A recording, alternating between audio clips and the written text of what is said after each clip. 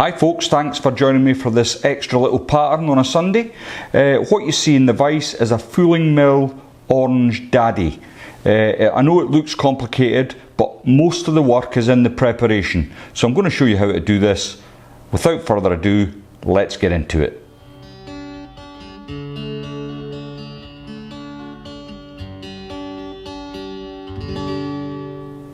In the vise then is a Hanak H 270 barbless hook. This one's at size 10 and it's on a medium wire in black nickel. Now these daddies I'm tying are for a trip this week actually to Ibrook Reservoir, so I want a strong hook but light enough to stay on the surface. So that's the hook I'm going to be using.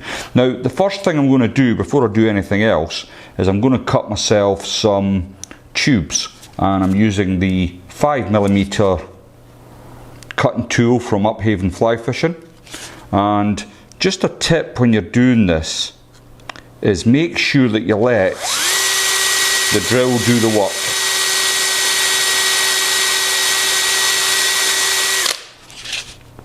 Don't try and force it out using your hands. Just use the tubes and you'll get a perfect tube every time. And I need two of these. I've already pre-cut the other one, but another tip with the cutter is if you're doing a lot of these in preparation for a good tying session, then it might be worth your while getting a little tub of soapy water and just every now and again wetting the drill bit, and it makes a difference. It just keeps them tubes nice and tidy. I mean, that's as good as you'll get from a bought tube in the shops. So I've got two of these cut already. I'll make my body now while I think on. So first thing I want to do is just trim up the very end roughly. I'll try and do it on camera. It's quite difficult doing this on camera. I'm used to just doing it in front of me, but so it's very rough like so. And then for the very end, simply get your lighter, show it the flame. Might take a couple of goes, but I've managed to get that just right first time. And the next thing I want to do is just quickly run up the body. That just gives you that smooth orange finish. So happy enough with my body. The other tube, what I'm going to do is cut this in half at an angle. So I'll just let that fall. So what I've got is a 45-degree angle on that tube, and that's going to make my thorax cover. As I said, this fly, all the work's in the preparation. So I've now got my body and my thorax cover. I'll just put that to the side. Now I've already pre-knotted some pheasant tail fibres into legs. Now if you haven't got a bought pre-knotted pheasant tail, which I don't in natural, I must pick one up, I'll put a little link to Davy McPhail's How to Knot Pheasant Tail Legs. It's very good and it will show you how to do that. Now you need 3 for each side and I've already tied them. The other thing you're going to need is some wings, and what I've used is just the very bottom feathers of this old cape here. I've also got a cock cape for my main wing. Okay, so let's get to it. The thread I'm going to be tying with is the Semperfli Nano Silk. This is a 18/0. You don't need to use such a light thread, but I really wanted this colour, and they call it brick beige, and I like this colour for this pattern. So first thing I'm going to do is get a little bit of super glue onto the shank of the hook, and then get a bed of thread down. I'll just use my rat's tail as a guide, although it is very rough, that's what I would say. I'm going to bring that all the way to the back of the hook. Then I can come in with my snips and remove my waste. Okay, next I'm going to come up a bit more carefully. Oops, doesn't need to be super careful, but just so you're covering the shank of the hook. And it's the colour I want here, really. So when I get approximately a centimetre from the eye, I'm going to stop. And that's where I'm going to bring in my body, which I pre-made earlier, as I showed you. And what I want to do is just get, again, a 45-degree angle in to the body like so. Now you'll notice I'm using some quite old scissors here for cutting the foam. If you use your good scissors cutting foam, they'll soon be not your good scissors. It blunts them down real quick, so it's always good to have an old set that you use for foam.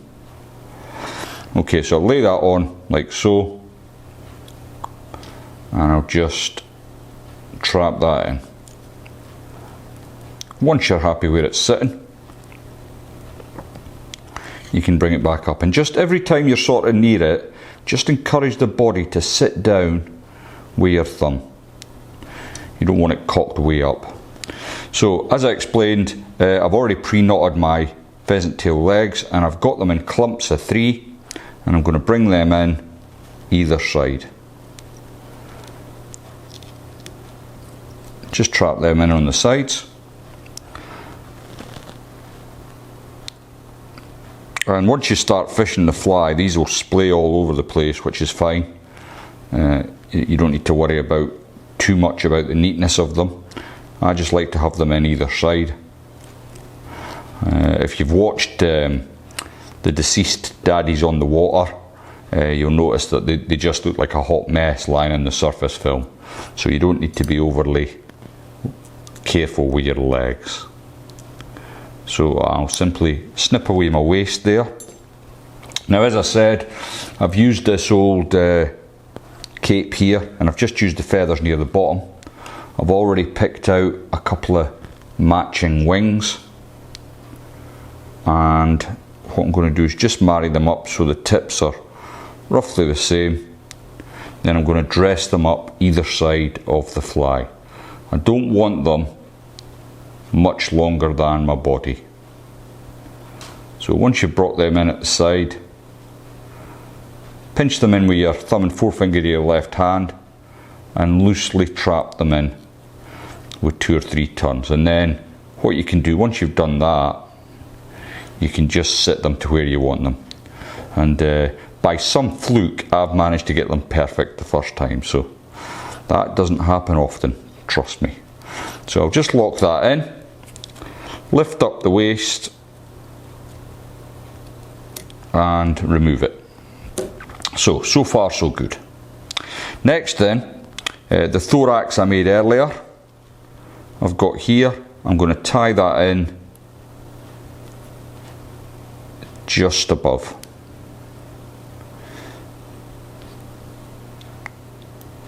Now, as I said, I'm going fishing up to Ibrook next week, or this week should I say, as you're watching this. But these flies, they just work really well, so I thought I would just quickly, I thought I'd cheat and I'd buy some, but I went online, they're $1.70 each. I thought, you know what, I'm just going to tie a few of these up. So I thought while I was doing it, I might as well do a video as well. So the wing then, the main wing, I'm going to use this cock cape, and I'm using some of the bigger feathers at the top here. Now again, I've already pre-selected a feather. It's quite one of the quite big ones from the top of the cape, and I'm just going to tie that in with a tag, having already cleaned away some of the bristles. And then I'm going to stop my thread a couple of millimeters shy of the eye. Then I can simply bring my hackling around the sort of the quarter inch, sorry I nearly said 2/8 didn't I? The quarter inch that I've got remaining to fill here. So there we go, it's looking pretty good. And then come over the top. Don't worry if you catch some fibres, we can tidy that up in a minute. keeping tension on your thread. Slick all your fibres back, and I've just missed a couple there, so I'm going to come in again, and they're being a bit naughty, but I'm going to excuse them. Once you've got it in your hand and you've got this under tension, you should be able to just snap away your waste piece here. Now you can bin this, but it would do for tailing fibres on another fly, or even a small hackle if you're that way inclined. I like to try and save everything and use the waste that I've got, so I'm just going to put that to the side. Got a little box full of stuff like that, and it's just handy. It saves you a bit of time and money, of course. You know, this stuff isn't cheap. Okay, so I've now got my thorax cover, I've got my wing in. What I'm going to do is come in with my dubbing needle and come right into the middle. And what I want to do is just make a gap for my thorax cover here. Now if you've got an unruly hackle and it's not prepared to lie down like this one's sitting lovely for me, you can just add a little bit of UV resin and cure it, and that'll help keep your hackle in place. That's just a tip if you've got a not so good hackle. Bit of UV resin in the middle there and it won't go anywhere. So mine's just sitting nice. I'm going to now bring my thorax cover over the top. I'm going to stretch it slightly, not too much.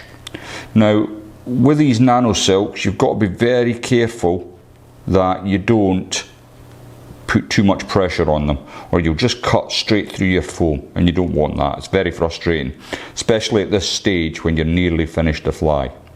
So I've locked that in place. I'm going to tilt that back and just get 2 or 3 wraps in the front. Next, I'm going to add a little bit of UV resin.